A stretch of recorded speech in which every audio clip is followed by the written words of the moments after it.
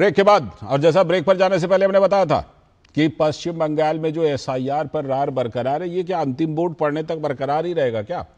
पश्चिम बंगाल में चुनाव प्रचार में एसआईआर का मुद्दा लगातार बरकरार है। देश के 13 राज्यों, केंद्र शासित प्रदेशों में एसआईआर की प्रक्रिया हो चुकी है। और मैं आपको कुछ डेटा बताता हूं। इन सभी राज्यों में करीब करीब 7 करोड़ 20 लाख मतदाताओं के नाम कटे हैं और 2 करोड़ नए नाम जोड़े भी गए हैं इन राज्यों में। और सबसे अधिक अगर डेटा लीजिए तो 2 करोड़ 4 लाख नाम के आसपास उत्तर प्रदेश से कटे हैं।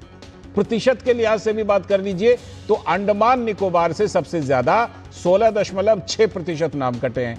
उत्तर प्रदेश में यह प्रतिशत 13.2% है। नाम कटने में प्रतिशत के हिसाब से पश्चिम बंगाल 5वें नंबर पर है और यहां करीब करीब 91 लाख मतदाताओं के नाम पश्चिम बंगाल में कटे, जो करीब करीब 11% के आसपास आता है। इनमें से करीब 63 लाख मतदाताओं के दावों पर सुनवाई भी हुई, जो लॉजिकल डिस्क्रिपेंसीज वाला मामला था। फिलहाल करीब 27 लाख मतदाताओं के दावे को न्यायिक अधिकारियों ने खारिज किया हुआ है। तो इन 27 लाख मतदाताओं के वोट डालने पर अब सुप्रीम कोर्ट में आज ही सुनवाई चल रही है या कुछ फैसला इसमें जल्दी ही आ भी सकता है। पश्चिम बंगाल में एसआईआर में न्यायिक अधिकारियों को सुप्रीम कोर्ट ने ही लगाया था, क्योंकि चुनाव आयोग के साथ लगातार ममता बनर्जी की सरकार टकरा रही थी। तो लेकिन देखिए कि न्यायिक अधिकारियों को भी बंधक बनाया जा चुका है। मालदा के कालियाचक की घटना को याद कीजिए, न्यायिक अधिकारियों पर हमले तक हुए थे, 9 घंटे बंद करके रखा था। सुप्रीम कोर्ट के मुख्य न्यायाधीश तक वहां पर 2 बजे रात में जगे हुए थे और उनकी रिहाई को सुनिश्चित कर रहे थे। बहरहाल मुख्यमंत्री ममता बनर्जी और उनकी पार्टी टीएमसी के निशाने पर लगातार एसआईआर है और एडजुडिकेशन के मामले में 27 लाख लोगों को वोटर लिस्ट में शामिल करने के लिए सुप्रीम कोर्ट में सुनवाई होनी है। अब देखते हैं क्या फैसला आता है। तो टीएमसी की दलील दरअसल ट्रिब्यूनल के फैसले से पहले उनको वोट देने का अधिकार मिल जाए बिना सुनवाई के ही, ट्रिब्यूनल की सुनवाई के ही। आज 19 जजों के ट्रिब्यूनल ने सुनवाई की प्रक्रिया शुरू कर दी है। तो एसआईआर में नाम कटने के नाम पर, जैसा हमने बताया, पश्चिम बंगाल 5वें नंबर पर है, लेकिन सबसे ज्यादा देखिए राजनीति और सबसे ज्यादा टकराव पश्चिम बंगाल में ही है। बीजेपी का आरोप यह है कि 3 बार सत्ता के बावजूद ममता के पास अब मुद्दों का अभाव है, इसीलिए उठा रही हैं ऐसे मुद्दे। पीएम मोदी की रैलियों में इस बीच वहां पर जबरदस्त भीड़ उमड़ रही है, इससे भी ममता बनर्जी की चिंता बढ़ गई है। और पश्चिम बंगाल में ध्रुवीकरण की राजनीति चल रही है, आर पार की लड़ाई चल रही है। तो गृह मंत्री अमित शाह ने कहा कि यह चुनाव घुसपैठियों को पश्चिम बंगाल से निकालने वाला चुनाव है।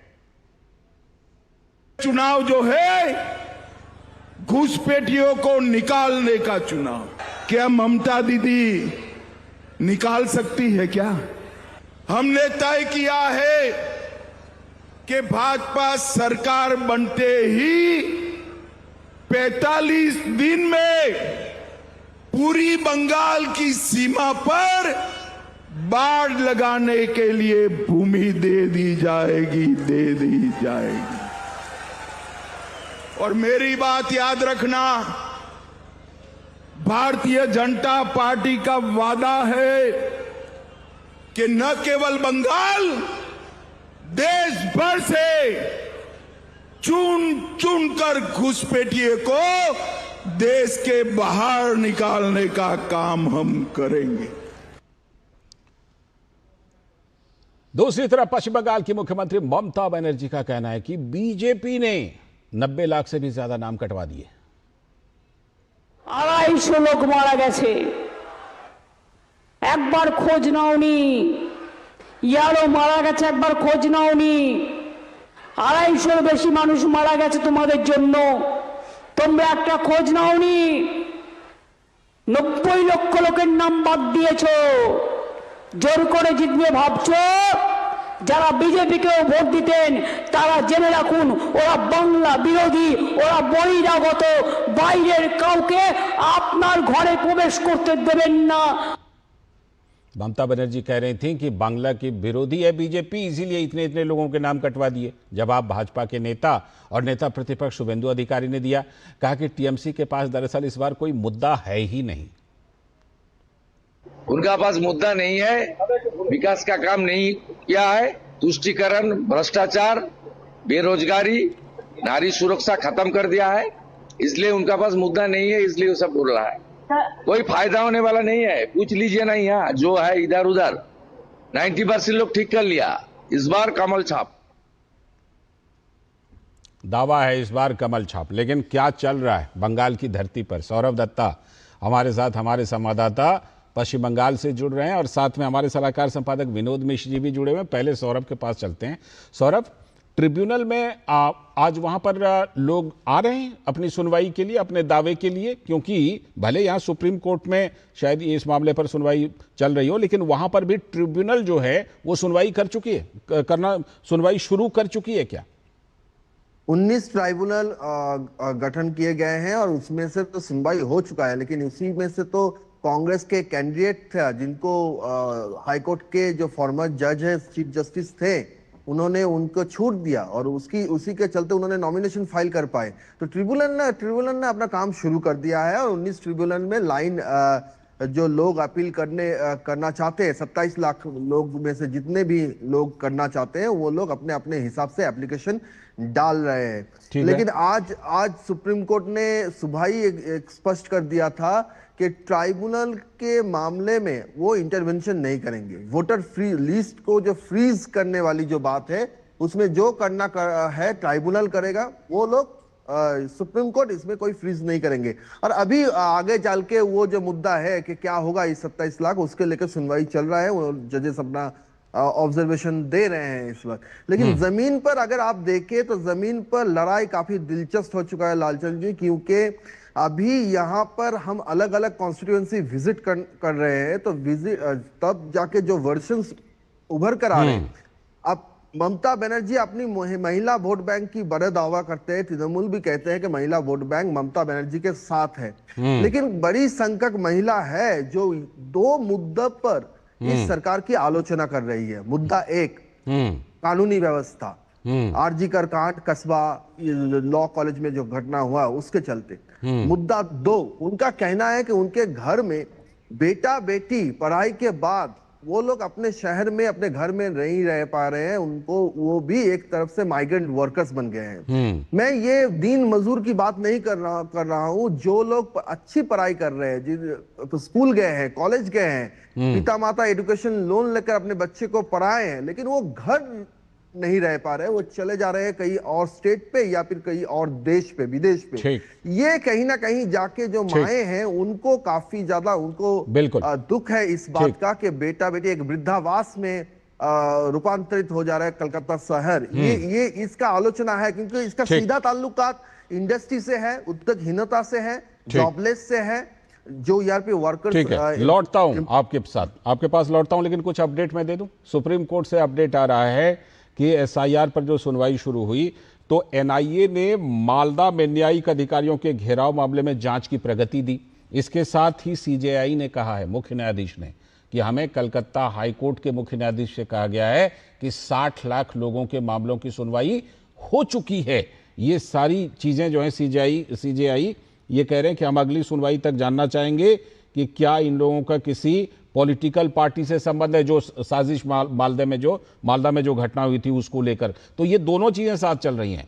सुप्रीम कोर्ट में मालदा वाली घटना को भी बड़ी गंभीरता से लिया जा रहा है और साथ में एसआईआर को लेकर के भी कि किनको वोट देने का अधिकार मिले। तो ये सब अपडेट आ रहे हैं, लगातार ये अपडेट बताएंगे। लेकिन विनोद जी, ये बताइए कि अभी हम डेटा दे रहे थे कि देखिए संख्या के हिसाब से उत्तर प्रदेश में सबसे ज्यादा नाम कटे, प्रतिशत के हिसाब से अंडमान निकोबार में सबसे ज्यादा नाम कटे, 5वें नंबर पर प्रतिशत के हिसाब से है पश्चिम बंगाल, लेकिन हंगामा सारा का सारा वहीं बरपा हुआ है। ऐसा क्यों? क्या अंतिम वोट पड़ने तक टीएमसी को छोड़ने वाली नहीं क्या इस मुद्दे को?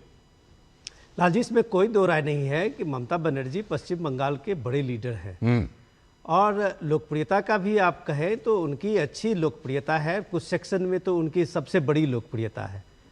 लेकिन ममता बनर्जी यहाँ चूक जाती है, जो एसआईआर बिहार में मुद्दा नहीं बना। राहुल गांधी ने जितना भी जोर लगा लिया वहाँ कम से कम 30 दिन 35 दिन की यात्रा से, तो राहुल गांधी ऐसे मोड़ पे पहुंचे थे कि इलेक्शन के अनाउंसमेंट से पहले कि वोट चोरी से लेके क्या क्या आरोप इलेक्शन कमीशन पे लगाते रहे थे। ठीक कॉपी ममता बनर्जी ने किया पश्चिम बंगाल में जी। और देख लिया, देश ने पूरा देखा कि SIR का जनता के बीच में कोई ये नहीं पड़ा। बिहार में किसी ने आज तक इस बात की प्रतिक्रिया नहीं दी कि हमारा वोट कटा है और हम वोट नहीं कर पाए। सवाल इसी पश्चिम बंगाल में वही सेम बात है। आप अभी ये पूरा का पूरा ये जुडिशियल प्रोसेस है, एडजुडिकेशन का सारा मामला कोर्ट का है। सुप्रीम कोर्ट के निर्देश में ही ट्रिब्यूनल बने हैं, सुप्रीम कोर्ट के ही निर्देश पे सारे लॉजिकल डिस्क्रिपेंसी के केस की सुनवाई हुई है। अगर बार दौड़ कर भी सुप्रीम कोर्ट में TMC ही गई। 27 लाख नाम कटे हैं, तो वो नाम किसने काटे हैं? जुडिशियल प्रोसेस से काटा है। ये इलेक्शन कमीशन तो नहीं काटा है। तो ये ममता बनर्जी सीधे सीधे कोर्ट का को ही भी एक तरह से टारगेट कर, बिल्कुल। इसमें तो चुनाव आयोग कहीं नहीं है। तो अब चुनाव आयोग को बीजेपी करती है, बीजेपी चुनाव आयोग, और लेकिन ये बात कहना लोगों से भूल जाती है कि ये सुप्रीम कोर्ट के डायरेक्शन से जुडिशियल अधिकारी जो है, जजेज ने ये नाम काटे। बिल्कुल। रही बात कि सुप्रीम कोर्ट ने कई बार क्लियर किया है कि जो लोगों ने वोट नहीं किया है या वोट नहीं दिया है, इसका मतलब ये नहीं होता है कि उसकी नागरिकता खत्म हो जाती है। जी। हम लोग भी कई बार ऐसा होता है, कभी इलेक्शन प्रोग्राम में रहते हैं, कवरेज में रहते हैं, वोट नहीं कर पाते हैं, तो क्या हमारी नागरिकता खत्म हो जाएगी? इतनी सी बात के लिए अगर ममता बनर्जी पूरा तवज्जो सिर्फ SIR, नागरिकता, NRC, ये सारी चीजें वो कर रही हैं, तो शुभेंदु अधिकारी की बात में दम है। बिल्कुल। कि 3 बार के मुख्यमंत्री के पास अगर कहने के लिए, डेवलपमेंट के लिए, रिपोर्ट कार्ड के लिए कुछ नहीं है, तो सिर्फ हिंदू मुसलमान करके और सिर्फ माइनॉरिटी का कट रहा है, उनका कट रहा है, यह कट के इमोशनल कार्ड इस बार कितना काम करेगा, ये कहना तो अभी मुश्किल है। सुप्रीम कोर्ट में भी सुनवाई चल रही है, मामले आ रहे हैं, लगातार हम बताते रहेंगे। फिलहाल शुक्रिया आपका सौरभ जुड़ने के लिए, और विनोद जी आप जुड़े रहिएगा, क्योंकि तमिलनाडु की राजनीति, कांग्रेस के अंदर खींचतान को लेकर के बहुत सारी बातें आ रही हैं, उस पर बात करनी है। सौरभ, फिलहाल आपका बहुत बहुत शुक्रिया जुड़ने के लिए। आगे हम पश्चिम बंगाल के बारे में अपडेट देते हैं, लेकिन पहले